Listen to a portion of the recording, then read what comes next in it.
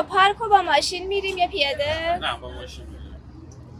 تخصصی رو فیلتر سیگاره. اطراف خونه خودمون رو تقریبا 6 7 تا بطری پر کردم. جالب بود برام دید مردم کلا بیشتر نگاه کننده بودن، یعنی اصلا چیزی به مورد خسته نباشیدی. مثلا 3-4 ساعت که کار می‌کردم، 3 ساعت مثلا اونجا بودم، یک نفر یا 2 نفر. و بطری‌ها هم به فکرم رسید که تو طبیعت خیلی دارن رها میشن و اون بطری‌ها رو هم جمع می‌کنن و اینا رو فیلتر سیگار داخل این بطری‌ها می‌کنن. یعنی یه تیر دو نشون می‌ذارم در واقع الان. حالا این در بطری‌ها رو ما الان چند سال جمع می‌کنیم برای افراد نیازمند، اینا رو می‌فروشیم براشون ویلچر، یعنی کسایی که توان معلولیت جسمی دارن نیازمند هستن براشون ویلچر تهیه می‌کنیم بهشون.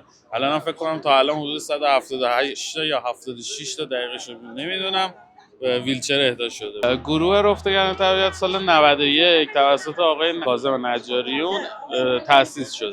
3 سال افتخار دارم تو گروه رفتگران طبیعت که 13 ساله این کار قشنگ رو انجام میدن در خدمتشون باشم. من امروز اومدم اینجا که یهویی پرسیدی ازم، یه ذره رشته کلام از دستم رفت. اومدم که ته سیگار جمع کنم. ولی من تازه امروز اولم استارت خورده. خودمی؟ آره. چقدر عالی. سیگاری هستی؟ من گاهی میرم ته سیگاراتو چی کار میکنی؟ ته سیگارامو سعی میکنم چرا دروغ بگم، میرفتیم باغ مینداختم تو باغچه، ولی دیدم کارم خیلی زشته. مثل اینکه الانم من متوجه شدم این تهش به این ختم میشه که با این کار باعث میشن که ویلچر بگیرم برای معلولین. این خیلی خوبه. من خیلی خوشحال شدم. خیلی احساس ذوق دارم. رامش زاهد. چه اسم زیبایی. عالی عالی. خیلی وقت با این کار پاکسازی رو انجام میدی؟ یه چند ماهی باشه. من این دختر کریمی. اسم شما هم خیلی زیباست. از قدیمیای گروه هستی درسته؟ آره خیلی قدیمی. از جلسه 40 من شرکت کردم. این گروه وسعتش دادیم، توسعه پیدا کرد، تو شهرهای دیگه هم رفت و الان میتونیم بگیم یه گروه کشوریه و کامل تو چند تا از استان‌ها فعال، به طور فعال دارن هر هفته برنامه میذارن و انجام میدن. حالا ما هر هفته یه نقطه از تهران رو میریم پاکسازی میکنیم، بعضی موقع هم خارج از تهران رو میریم پاکسازی میکنیم، اطراف تهران، کوها، مناطق گردشگری، پارک‌های جنگلی که فرهنگ سازی شه، مردم زباله‌شون رو نریزن، رها نکنن تو طبیعت. به خاطر همین ما این تصمیم گرفتیم که تا جایی کار کنیم که فرهنگ سازی شه، دیگه شاهد زباله روی زمین نباشیم، حداقل داخل کشور و شهر خود. سلام سلام سلام. خوبی؟ سلام سلام.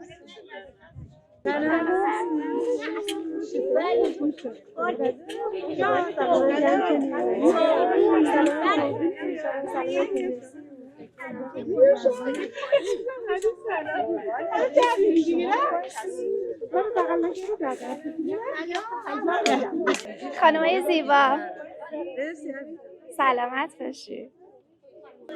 چون خودم هم یه حس اینطوری دارم که بخوام بیام مثلا به جامعه حالا یا کمک کنم یا بتونم الگو سازی کنم، خیلی دوست دارم اینو. بعد دیگه اومدم جذب شدم. اون موقع خود آقای نجاریان بود ولی حالا دیگه نمیاد، ولی خود ایشون هم باشه دیگه خیلی بهتر میشه.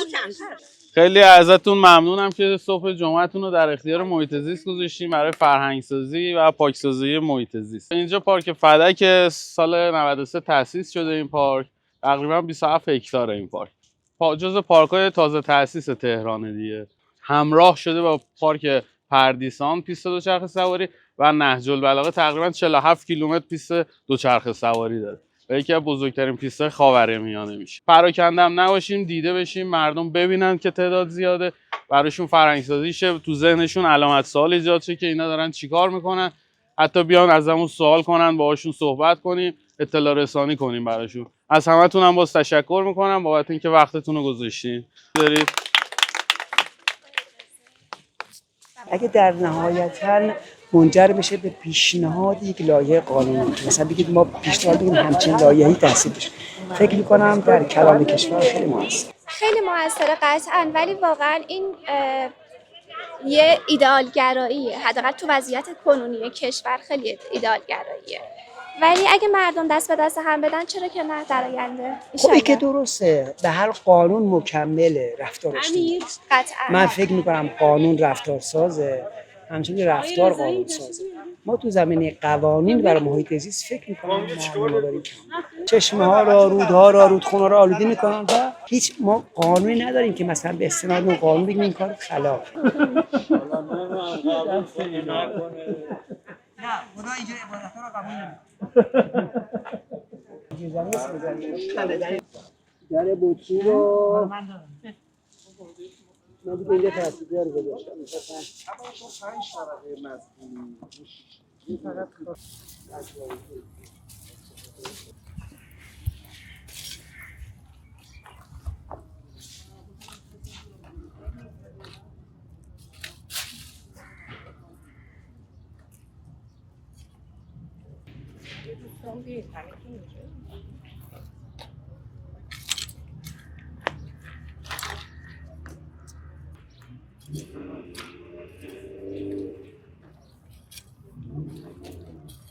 چقدرم زیاده. بله متاسفم. یعنی هر کسی اگه یه سر سوزن دور و برش رو نگاه کنه، ما شهرمون نه کشورمون بهشت. واقعا واقعا بهشته. واقعا این پنسای کوچیک فقط این خم شدنش آره اذیت میکنه. اون گیره های بزرگ هم حملش یه خورده سخته. دقیقاً و فکر کنم سر سیگار خیلی خوب نشه باهاشون گرفت. چرا میشه؟ آره میشه، ولی حملش برای آوردن تو گروه یه خورده توی مسیر اذیت کننده است. حمل راحتی نداره. اگر یه چیزی بود که مثلا تا میشد خیلی راحت بود. بله بله. تو کیفی ساکی بیاره بعد اینجا باز کنه دوباره ببنده، خیلی کمک میکنه. میشه پیشنهاد داد به بچهای طراحی صنعتی که یه چنین چیزی طراحی کنن؟ آره یه چیزی باشه که مثلا مثل عصاهای عصای سفید دقیقاً و جنس سبک و انتهاش همچین گیره‌ای داشته باشه که حالا بتونه هم مثلا آشغالا رو جمع کنه، هم بتونه فیلترها رو جمع کنه. خیلی راحت. دقیقاً. حالا من که دیگه شرطی شدم، تو خیابون دارم مهمونی هم میرم، در بطری جمع میکنم آشغال سیگارا. چه عالی. این سطل که زباله رو انداختن نیافتاده تو سطل افتاده، میرم انگار وظیفه‌ام شده دیگه، اونا رو باید بردارم. و بارها شده مردم به من نگاه کردن. خب اولش خیلی با تعجب نگاه میکردن، نمیدونستم داستان چیه.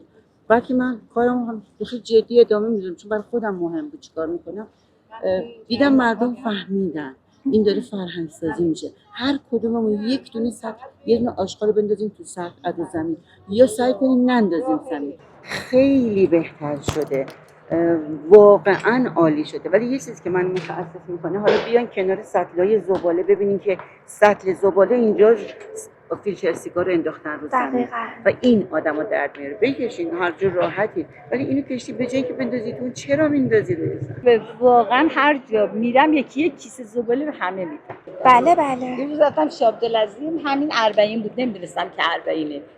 رفتم حتی مسجد به اون آقاه گفتم آقا شما که روزه میخونید یک تذکر بدین به اینایی که دارن نذری میدن اینا میخورن پرت نکنن. نه خانم ما همچین کاری نمی‌کنیم. خب چرا نمی‌کنی؟ گفتم اشکالی نداره، اینم یه نوع امر به معروف نهی عن منکره. خب حالا یه ذره بحث کرد و اینا، من اهمیت ندادم، گفتم اشکالی نداره، حالا با آدما باید کنار بیاد. بعد گفتم آقا یه جایی راهنمایی کنیم که من برم کیسه زباله بگیرم به همه پخش کنم. گفت مگه من شهرداریم؟ تو همین ایستگاه‌های اتوبوس می سیگارشو می‌کشی، من همونجا وای میسم کندو جمع می‌کنم که این دیگه نریزه. دیگه به اونم اعلام نمی‌کنم که تو بریزی. بعد تو ذهنشون میمونه که سری بعد خواست سیگار بکشه این سیگاره رو نندازه. بله. این تا الان چقدر کاسب شدید؟ من یه بطریه ولی 5-6 تا بطری به این ور اونور دادم. چقدر خوب. آره بطریامو پخش کردم. بطری خاصی هست بطری خالی؟ آره زیاد. من اینا رو از کوهستان جمع کردم. آره دو طرفه هست. یه چیزی که خیلی برام جالبه اینه که یا اطرافی که خیلی میشیننه یا توی کنار آلاچیقاست و چیزی که من نمیبینم بیشتر سطح زباله‌ای که سیگار رو توش خالی کنن، یعنی دوره، یکی اون بره مثلا خیلی کمه. آره اینش مشکل. مثلا توی مناطق جنگلی و کوهستانی خیلی دور درخت میبینم، یعنی مثلا میریزن جایی که میشینن همونجا میریزنش. نمیدونم دلیلش چیه که یعنی حتی اگه به سوختنش هم فکر کنن باید یه درصد بهش فکر کنن که آیا اینجا میسوزونه یا نه سیگار. زمستون ما رفتیم بوشهر، بعد داشتیم خیلی هم تیپ خیلی خوبی هم زده بود داشتیم آره که اون قدم بزنیم و آب و هوا اون عوض شه. بعد یادیم کنار دریا داره خیلی زباله ریخته. خانومم گفتم چرا شروع کنیم جمع کردن؟ گفت شروع کنیم. با اینکه ظاهرمون خیلی هم ظاهر رسمی بود، یعنی لباس ظاهرمون واسه مهمانی بودش آره واسه پاک. ولی چه شروع کردیم خود همین موضوع انگیزه شدش. بعد که مثلا شاید بگم 200 300 متر که رفتیم اوایل مردم تشکر میکنن یهو به خود اومدیم پشت سرمون دیدیم یه جماعتی پشت سر ما دارن همه میان.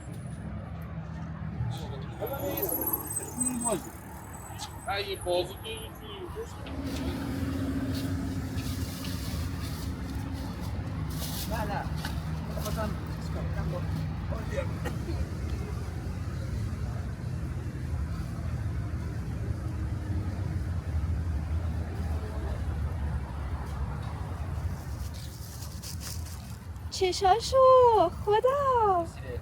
سلام بچه. جانم شما خیلی مهربونی. چیزی که اعتقاد شخصی منه این زمین امانت دست ماست و این رو ما باید سالم و صحیح و سالم به نسل‌های آینده بسپریم و واقعا یه زمین بیشتر نداریم که دیگه و متاسفانه بعضی تخریب‌ها ممکنه سالیان سال دیگه دوباره این طبیعت برنگرده و از بین بره، کما اینکه خیلی جاهای ایران اتفاق افتاده. من پسرم به هیچ عنوان هیچ زباله رو دور نمیده. دور یعنی به اون معنی در طبیعت رها نمیکنه و برای به دوستاشم اون توصیه رو میکنه، چون به خاطر اینکه تا چشم کرده دیدی که پدر مادرش نه تنها تو طبیعت زباله رها نکردن بلکه کمک کردن به تبلیغ در جهت حفظ محیط زیست. یکی از پارامترهای توسعه یافتگی فرهنگی هر کشور 100% توجه به محیط زیسته. باید توجه ما به محیط زیست بیشتر باشه. این محیط زیست فقط جمع‌آوری زباله نیستش و یا توزیع و نشر زباله. خیلی پارامترهای دیگه هم میتونه داشته باشه. کمتر مصرف کردن پلاستیک، بهینه مصرف کردن آب، توجه حتی به برق. خیلی پارامترها داره. حتی اگه میخوایم مواد غذایی بخوریم به اندازه مصرف کنیم. این خست نیستش، این درست مصرف کردنه. اصلا دوریز نون نداریم، به بهینه‌ترین شکل مصرف میکنیم. یک کشاورز چقدر زحمت کشیده، چقدر آب رفته، چقدر بیخوابی کشیده تا اون گندمه بار بیاد. حالا من بکنمش حتی یک کف دست بندازمش تو. به نظر من اصلا نباید دوریز داشته باشه و میشه این رو مدیریت کرد. به اندازه مصرفت بخر، پیش از مصرفت هم نگهداریش کن، دوباره استفاده کن. چه اشکالی داره حالا من هر روز نون تازه نخورم؟ مگه اتفاقی میفته؟ بحث تفکیک زباله خیلی مهمه. زباله تر و خشک بله و پلاستیک. هزینه بازیافت به مراتب کمتر از تولید دوباره است. حالا درسته ما به واسطه نفت مشکلی نداریم تو تولید پلاستیک، ولی پلاستیک جزو چیزایی که واقعا سالیان سال طول میکشه تا جذب محیط بشه. یعنی آسیبش خیلی زیاده. خوشگل کردت من گیر نمیبردی. نفرمایید. بازم گازش بگیر. خدا قوت، خسته نباشید. شما همیشه همراه خانومتون کنارشون بایستید. ممنونم ازتون. با هم آره. همیشه همراهی. معمولا. خدا حفظتون کنه. چقدر عالی، آدم لذت میبره واقعا. ایشالا این فرهنگ سازی بشه همه یاد بگیرن. باعث لذت بردن شما شدیم خوبه. سلامت باشید. ممنون ازتون. آدم کیف میکنه. لطف دارید. ممنونم. مرسی. میگم که بچه‌ها خدایی اینا خیلی چیزای خوبیه. این سطح زباله هم یه جور طبیعی شده که اینجا جاسیگاریه، ولی ما از شهرداری تقاضا داریم که تو کلیه پارک‌ها بذاره و زیادم بذاره. مثلا حداقل برای هر دو تا نیمکت یه دونه اینو بذاره. بعدم ببینید به تنهایی هم کفاف نمیکنه، باید روش فرهنگ سازی هم بکنن. اینجوری نیست که فقط شما 20 سطح زباله رو بذارید اینجا یا چیز زباله رو بذارید بعد جاسیگاری تعبیه بکنید خیلی عالی، ولی بعد روش فرهنگ سازی هم بکنید، یاد بدید. حالا شهرداری یزد یه کاری که کرده اومده یه جاهای مخصوص فقط فیلتر سیگار گذاشته. حالا امیدواریم که یه روزی بشه که توی پارک‌ها دیگه افرادی که سیگار میکشن واقعا یه تعهدی داشته باشن نسبت به عملکردشون که سیگار میکشن توی فضای سبز نریزن، طبیعت نریزن. این درخت‌ها واقعا همه جان دارن، گناه دارن. حالا سعی کنیم که ما هم حالا از طریق این تریبون رو که حالا دوست عزیزمون زحمت میکشن در مستندش رو درست میکنن یه یادآوری میکنیم که دوستان سیگار میکشن سیگارشون تو فضای طبیعت رها نکنن. تو این جا سیگاری هر جا که میرسن، یا جا سیگاری هم نبود خاموش کنن تو اولین سطح زباله که نزدیکشون بریزن اونجا. خیلی ممنون، سپاسگزار از دوستانی که واقعا دلسوز طبیعت هستن. قصدمون نیست که اینجا رو پاک کنیم از آشغال، چون اصلا همچین چیزی غیر ممکنه. بیشتر دوست داریم که به دوستانی که آشغال میریزن یادآوری کنیم که به طبیعت داره آسیب میزنه و دوستانی هم که انجام نمیدن که خب طبیعی ها چه بهتر. یعنی هدف فرهنگ سازی، نه تمیز کردن محیط.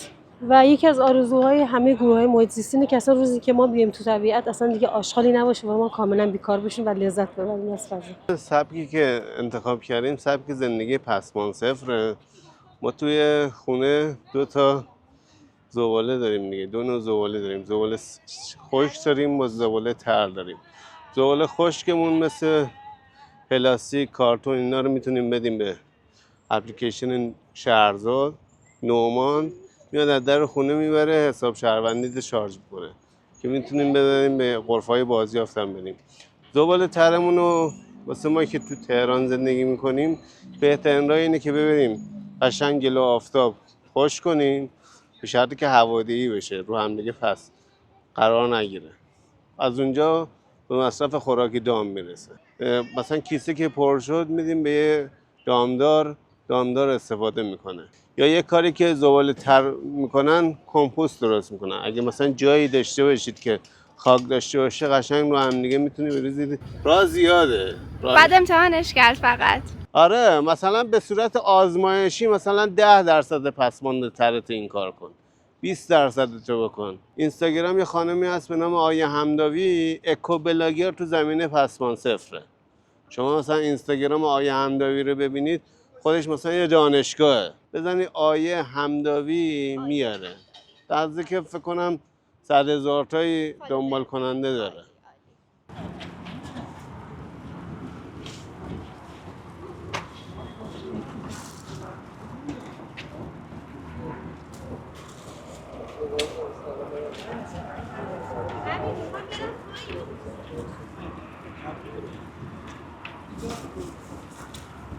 ولی میدونست آخری شفاعت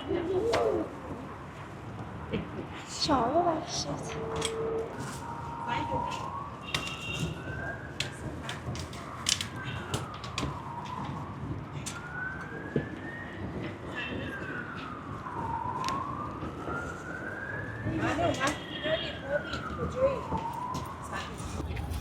وای چقدر خوب. عطر خاصی داره. بوی گردوی تازه. مثلا چرخ اختراع شده. دقیقاً. تو بخوای یه جا آموزش ببینی مثلا بهتره. من یه مدت به سرم زده بود دارم مستندساز بشم. چقدر خوب. به خاطر اینکه فرهنگ‌سازی کنم در زمینه محیط زیست. دیگه از سرم افتاده بود. مثلا تو حسابش کن دیوید اتنبرو. بله. مستندسازی مثلا از سال 37-38 سالگی شروع کرده.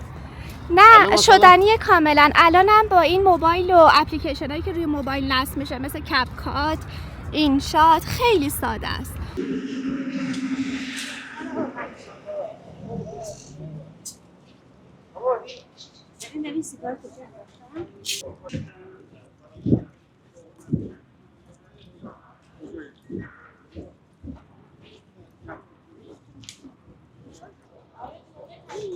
این ناخونگار بیاریم این ناخونش رو بسون. عکس میگیریم میریم اونجا. نه خب بنر رو داره بیاریم. فیلتر سیگارا الان تقریبا 2 هفته است که خیلی ذهنمو درگیر کرد که بعد از این که جمع‌آوری میشه چی میشه. حالا من حالا خودم مربی کودک هستم، خیلی دوست دارم که با این فیلتر سیگارا یک فرهنگسازی انجام بدیم و داستان دیو فیلتر سیگار رو بسازیم به عنوان پرفورمنس توی یکی از پارک‌های تهران. حالا من اینا رو جمع میکنم و بتونیم اون برنامه رو داشته باشیم با دوستانی که حالا بعد از اینجا باهاشون کار میکنم. خیلی ممنون از حضورتون. مرسی. جمع‌تر. اون چیه که نمرش 20؟ حفظ محیط زیسته. آشغاله. ما نمیریزی. هر کی بریزه ما جمع میکنی. اون چیه که نمرش 20 حفظ محیط زیسته. اون چیه که نمرش 20 حفظ محیط زیسته. همینه دشمن ما آشغال رو زمینه. همینه دشمن ما آشغال رو زمینه. پذیرایی مختصر از دوستان میکنیم، چون به هر حال من خودم خدمتکار اینا میدونم.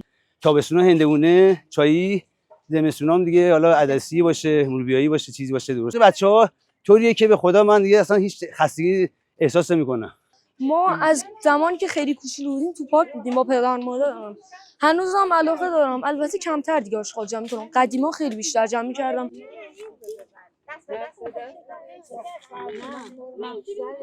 بچه‌ها هندونه شده کمرنگ ولی شیرینه. من اینو دیشب گرفتم. روز 13 نوروز، 13 در روز طبیعت، من تو با خودم نیت کردم که برم به سهم خودم از طبیعت اطراف یه سری زباله جمع کنم. برام جالب بود که راننده محترم اتوبوس واحد وسط جاده توقف کرده، با اصرار یه دونه 10,000 تومانی در آورده، مثلا میخواد به من به اون انعام بده. حالا هرچی من توضیح میدم میگم آقای محترم من طبیعت دوستم، مثلا کارم این نیست. ضمن اینکه اگر کارم هم این باشه که من ضایعات جمع میکنم، من گدا نیستم، دارم کار میکنم.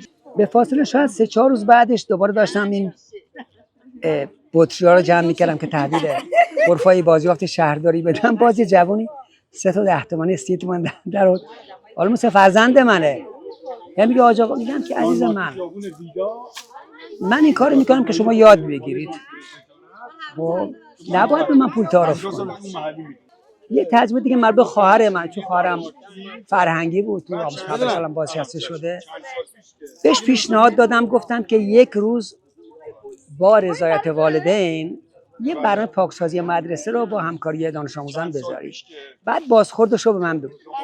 بازم متاسفانه برام جالب بود که خواهرم گفت که اکثر مادرها، من باید اینو بگم یه حقیقت نیست، اکثر مادرها اومدن اعتراض کردن که مگه بچه‌م سفور رفتگره، من پول میدم. فقط یک مادر اومده گفتی من متوجهم، تشکر کرده، گفت کارتون و تا از خانواده شروع نشه هیچ اتفاق مهمی نخواهد افتاد. به امید روزی که همه یاد بگیریم یک زمین داریم، یک ایران داریم و وطن ما عزیزه. کاری که داریم انجام میدیم به خاطر همون ایده دیوی که توی ذهنم هست و انجام بشه، لازمه که این بطری ها هر کدوم بخش اون بدن اون دیو باشن و به خاطر همین الان دارم اینا رو یکسان سازی میکنم، سیگارا پر بشه و دراشون رو ببندم و بتونم هم راحت ببرمش، همین که بتونم این سازه رو بعداً شکلش بدیم. خیلی چیزا خلاقه به خدا بود، داشت رو نمیکنه.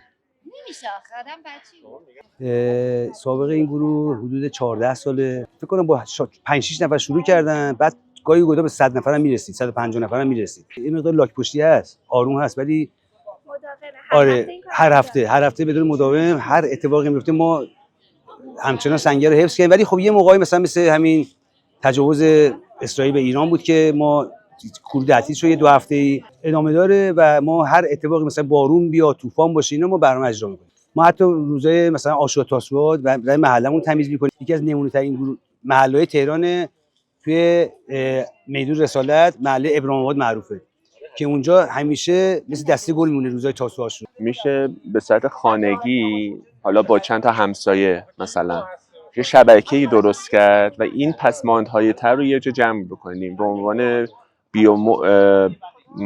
زیست توده در واقع و ازش بحث انرژی رو پیگیری بکنیم. و به نظر من الان چون که ایران هم الان بحران انرژی داره و خیلی درگیر این موضوع هست، یکی از اون استفاده های خیلی خوبیه که ما از زباله‌های خانگی استفاده کنیم. خیلی میتونیم از دورریزها جلوگیری کنیم، خیلی میتونیم از شیرابه‌هایی که تولید میشه توی خاک و محیط زیست و آسیب میزنه جلوگیری بکنیم.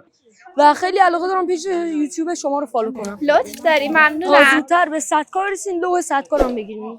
دم شما گرم، با شما حتما میشه. ممنونم ازتون، مرسی.